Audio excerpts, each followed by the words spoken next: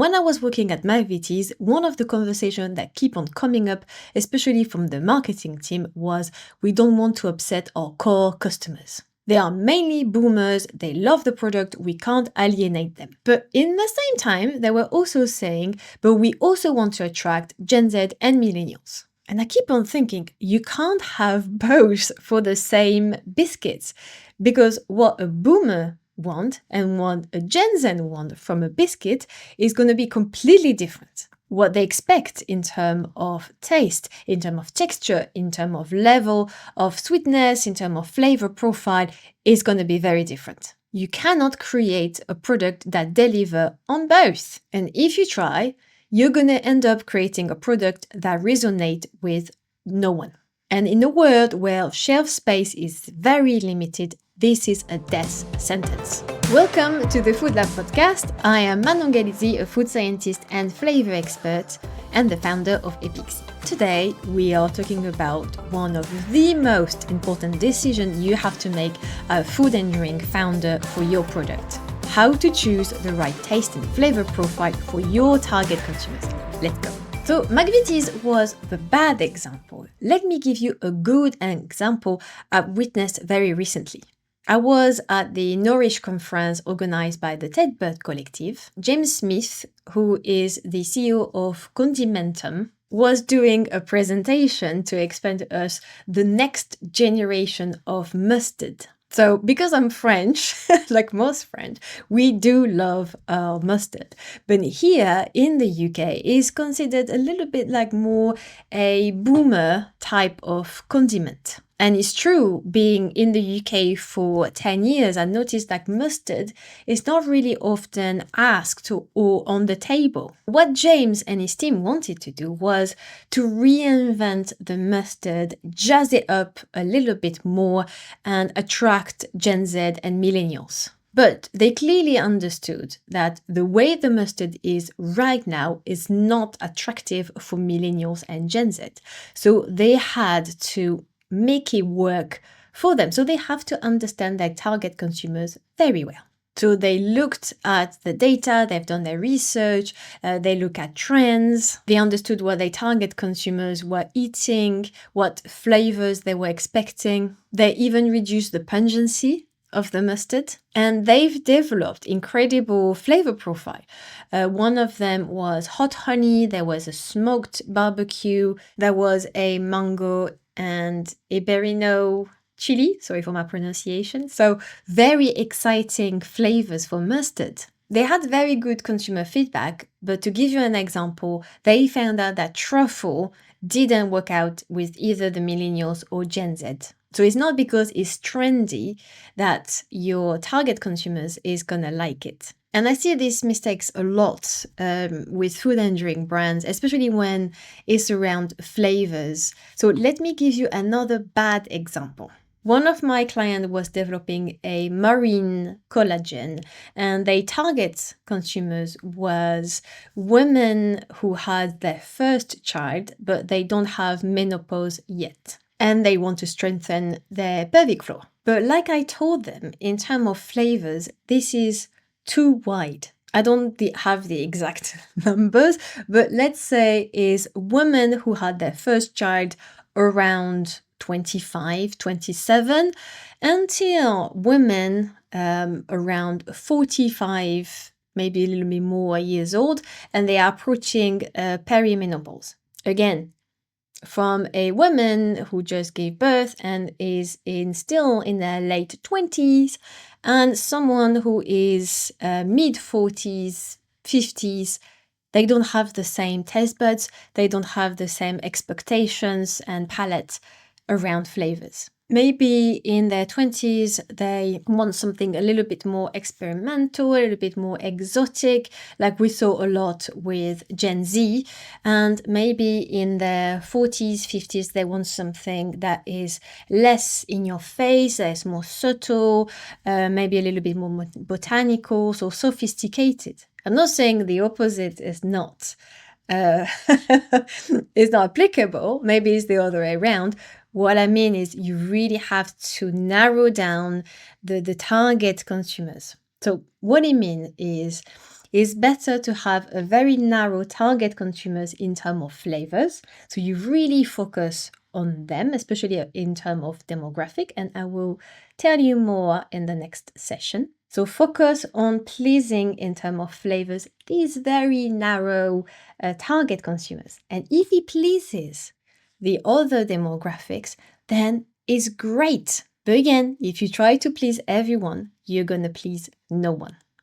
Okay, now, how do you actually get to know your target consumers well enough to make the right flavor decision? So if you're already selling your product, ask directly your consumers. Do some surveys, some interview, talk to them, to the actual consumers, and understand, again, their demographic, what they like about your product, especially around the flavors and the sweetness or the saltiness, for example, all of the characteristic of your product in terms of taste, but also what they don't like, what they wish would be different. And if you haven't sold your product yet, if your product is still in the making, you still can do this again with a narrow target consumers. You can do some free sampling, you can have pop-up store, for example. You can go to specific events, you can create a Facebook group and try to recruit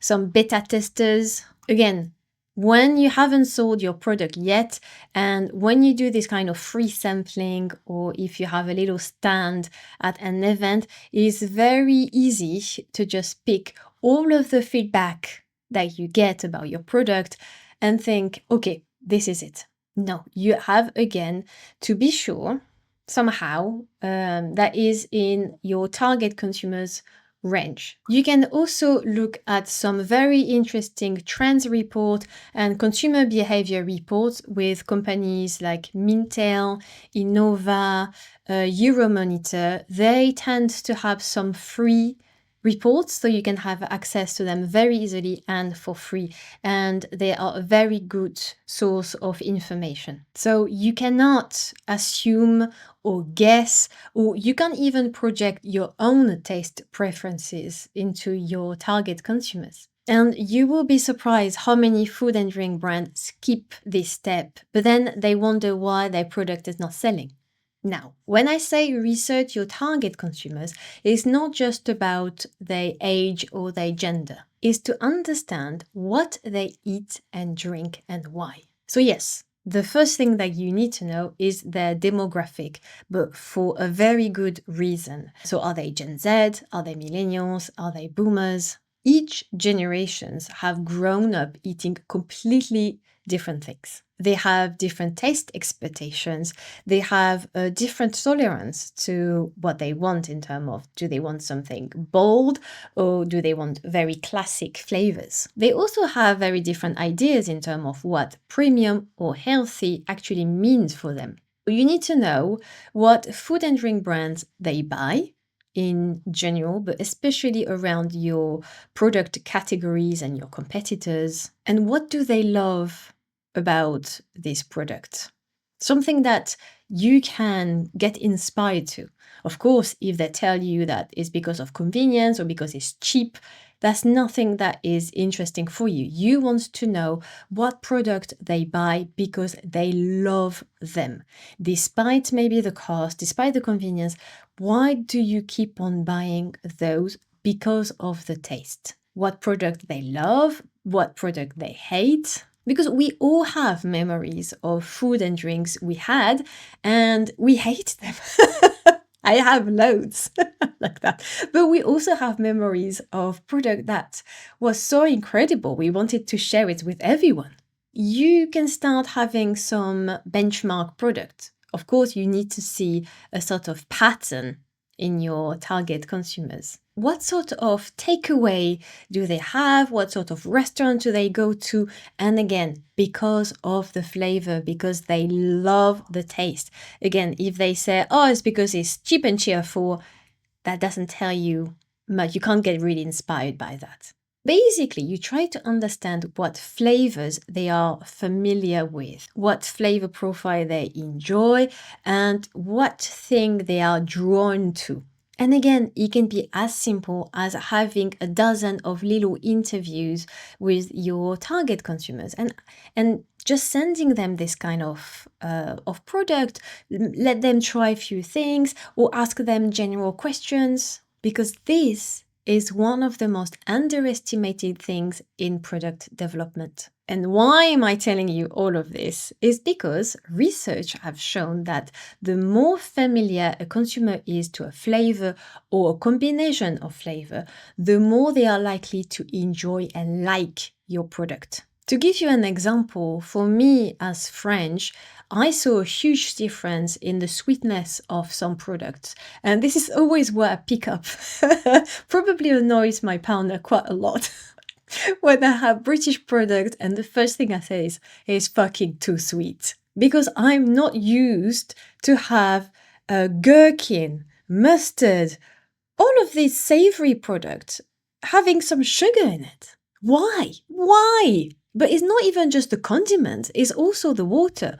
The first time I had a Volvic lemon, so same brand, same product. I had it for years in France. It's one of my favorite products because in France, it tastes just like water with a squeeze of fresh lemon juice. Perfect. I came to the UK. I was so happy. It's like, oh, my favorite drink. Oh, it was all horrible. It was so fucking sweet. I couldn't drink it. I couldn't drink it. It was awful. Same product, same brand, but different taste buds. And I don't imagine going to the US how sweet this product will be. But for anyone else in the UK, that doesn't shock them because they have been used to having sugar in their product for absolutely ages, so they don't even notice it.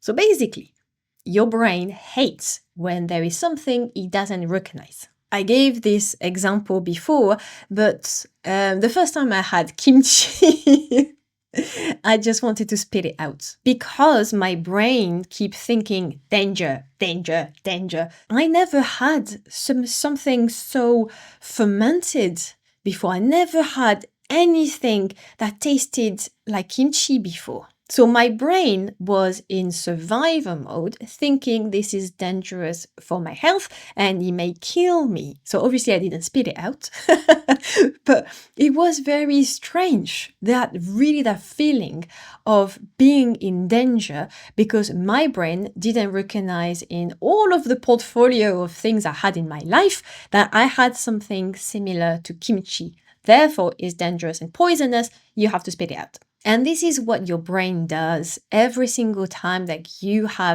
drink something or you eat something. You always wonder if it's safe for you. You always compare it with all of his database of everything you had in your life and try very quickly in a matter of milliseconds to know if it's safe to eat or drink or not. And that's why you really have to understand your target consumer's palate, because you don't want to have the same experience with kimchi. Although now I do love it, but a part of my brain still thinks it's a little bit weird. So again, if you understand how the flavors they are familiar with, or the flavor profile, should I say, they are familiar with, so what type of chocolate do they like? What type of chili snack do they go for? What type of flavor crisps do they go for? And which brand do they prefer? Do they prefer something that is very hot? Do they prefer something that is very sour? Or the opposite, something very mellow? Do they like a vanilla that is very sweet and creamy? Do they like a very milky chocolate compared to a very dark and fruity chocolate? Because the closer you are to nail their palate, the easier it's going to be for the product development and then for them to like your product. Let me give you a clear example. So Gen Z, they grew with global food. For example, Korean chicken, Japanese ramen. So their palate is much more adventurous. They are much more open to complex, layered, or even challenging flavor profile.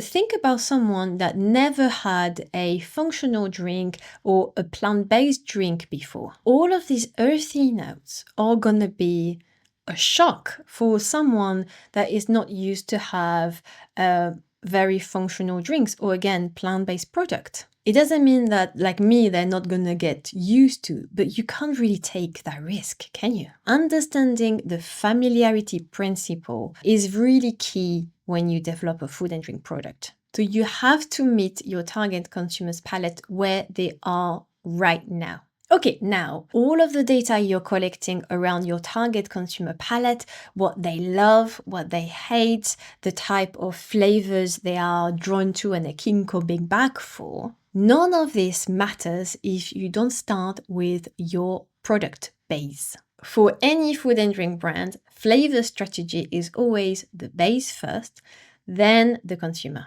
And here's why. If you're working on a functional, a plant-based product, more likely your product are going to have a lot of flavors by themselves, and sometimes, most of the time, they are the challenging ones. I'm talking about earthy, mushroomy, fishy, cardboardy, metallic, all of the notes that most of the time you don't want in any food and drink product. So this is what I say when I talk about your product base, is all of the ingredients you put in without anything that bring flavor. So if you have a challenging product with challenging flavors, it doesn't really matter all of the trends that you can see and you think is going to fit your target consumers if when you apply it to your product, it doesn't work, your product doesn't taste good. So not trying to force these trends and these flavors to your product. That's why you have to understand the product first, understand flavor pairing, so which flavors may go well with your product, and then you can apply all of this learning you've done with your target consumer palette and say, okay, we have done our research, we think chocolate can fit well with our plant-based product. And now we know with the research we've done on our target consumers that they like a chocolate that is very milky, that's a little bit caramelic. They like this kind of chocolate bars. They like this kind of hot chocolate.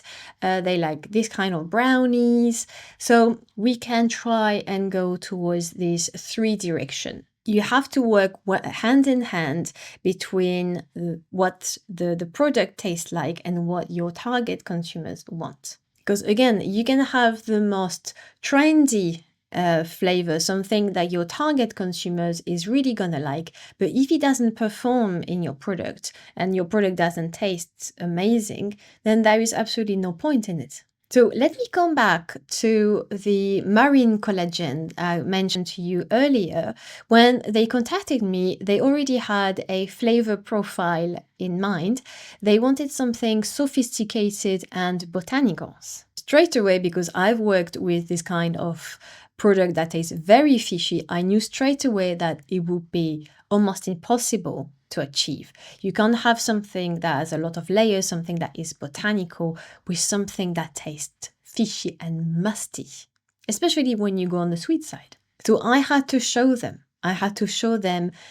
What was working with the base, what was masking the musty and the fishy notes, and it wasn't part of their sophisticated botanicals range of flavors they had in mind. So internally, they realized the most important thing for their product wasn't to have a sophisticated botanical flavors. Again, bear in mind, this was just based on marketing research. What the competitors in that category was doing, not actually what their target consumers wanted, if that makes sense. So they had to review their strategy and change the strategy, because again, the most important thing for them was to mask these musty and these fishy notes, because they had so many terrible consumer feedback. I read them, so I know. It was tasting disgusting. It was very not nice and pleasant. I will not buy again.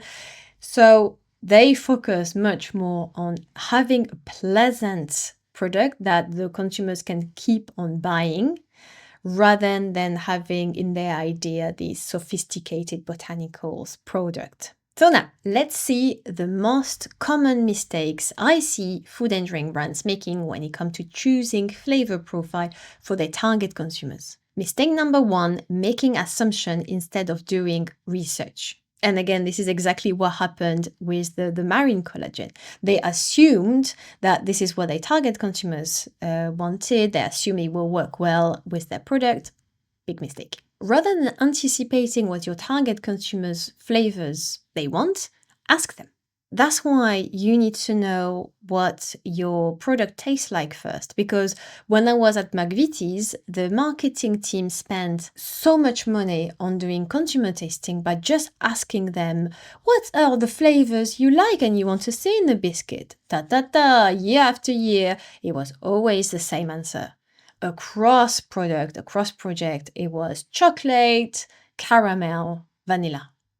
Always the same. So these kind of questions are absolutely useless. It's a little bit more complicated than just asking, what sort of flavors do you like? If you have no understanding of the sort of flavors that actually can work with your product. Mistake number two is trying to please everyone. Mistake number three, choosing flavors based on the target consumers first. It's exactly what I said. Yes, they're gonna say on paper, oh yeah, I love botanicals flavors. But if it doesn't work in your product, that data, again, is not very helpful, is it? And mistake number four is not to understand the familiarity principle. Let me give you an example a little bit with more details about that. If, for example, you take a Mars bar or a Bounty, or for me, Nutella, for example, what a generation know about this product and how it tastes like will be very different to another generation. So, for example, if the youngest generation try Nutella now, which I can't stand anymore, is very different from when I had it in my childhood. In my childhood, my teenage youth, and many years in my life, Nutella tasted very hazelnutty. It was very indulgent. And I remember I was eating so much of it that it almost made me sick. So I know the taste of it very well. But it was the hazelnut taste that always drove me back to it. The cocoa obviously was there, the sweetness and the fattiness was there, but the hazelnut taste. And now, every single time I have Nutella, I can tell this is not the same product. So my memory of Nutella is not the same as the new generation who will try Nutella for the first time, and they will not think of anything except, yeah, it tastes nice, a little bit hazelnutty, it's a bit cocoa-y, it's very fatty. My expectation of Nutella is still the one I had from my childhood. That's why I can't buy this product anymore, because it doesn't correspond to the product I had in my memory when I was a kid. And it's the same for anything. Recipe changes, and it's the same with Bounty. Bounty used to be so much more coconutty, and I used to be the only one eating all of the Bounty for when you have the celebrations. Like I used to love Bounty so much. Now I close my eyes and I'm like, what the fuck does it taste like? It tastes of absolutely nothing. So again, now I'm also the one that put back Bounty because it doesn't taste of coconut anymore. It doesn't taste of anything. Especially now, this new generation are going to be used to chocolate bars that you can't even call chocolate because they are so little cocoa that they're not allowed to call chocolate. So this new generation are going to have memories of chocolate that is very different from my generation and from other generations. Okay, so your challenge this week is to write down 3 things your target consumers like. 3 things that they already buy regularly. Again, which flavors they are drawn to. For example, they love having snacks with sweet chili flavors, or they prefer just salted, or they love this type of chocolate bars. And then ask yourself, does my current flavor direction reflect the tastes that they expect, something that they already like? If you are, absolutely brilliant. But if you're not, don't worry. I think No, not a lot of people in the food and drink industry will think about it this way. So don't worry if you don't have the answer. Just go back to the episode and do the exercises and the tips that I give you so then you have the answer. And this is exactly the kind of conversation and type of work that I do with my clients. Understanding their target consumer's palate, mapping where the text expectations are, and using it to make smarter flavor decisions. If that's something that you would like to explore, go and check up my website. That's all for today. I hope this episode was helpful. Share it with another food and drink owner. That may help them a lot, especially in their product development. And because this is the kind of things that makes a difference between a food or drink product that come on shelf, stay for a few weeks, and then the retailer said, off you go, and some products that have been on shelf for absolutely forever. There is a reason, and I will see you in the next episode. Bye!